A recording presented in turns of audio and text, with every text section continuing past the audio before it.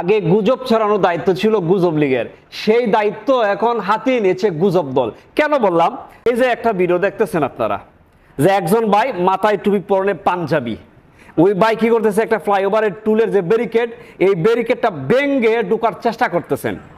এখন এই ভিডিওটা, এই যে জামাতের সোহরাওয়ার্দী উদ্যানে মহাসমাবেশ গেল, এই সমাবেশে আশা কর্মী বলে এই গুজব দল এটা গুজব চড়াচ্ছে যে এটা জামাতের কর্মী, শিবিরের কর্মী, এরা এই কাজটা করতেছে। আহা, আহাম্মকের দল। আমি বলবো যে বর্তমান জেনারেশন অনেক আপডেট জেনারেশন। আপনারা ভিডিওর কর্নার দিকে একটু লক্ষ্য করেন, এই ভিডিওটা কিন্তু অনেক আগের, 18/9/2024 ভিডিও। ওই পুরান ভিডিও ওরা এখন এই জামাতের কর্মীদের ভিডিও বলে চালিয়ে দিচ্ছে।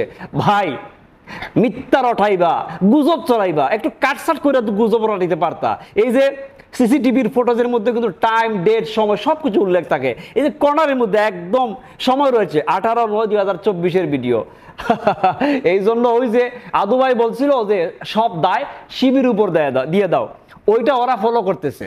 আহা, আমি বলবো মিথ্যা গুজব চড়ানো থেকে, রটানো থেকে বিরত থাকবেন। আপনি কারো সমালোচনা করবেন তাকে সংশোধনের জন্য, হিংসাত্মক মনোভাব নিয়ে নয়। আর বিশেষ করে এই গুজব যারা চড়ায়, যারা এই মিথ্যা রটানোর চেষ্টা করে, এদের থেকে দূরে থাকার চেষ্টা করবেন। ভালো থাকবেন, সুস্থ থাকবেন। বাংলাদেশ জিন্দাবাদ, বাংলাদেশ জামাত ইসলামী।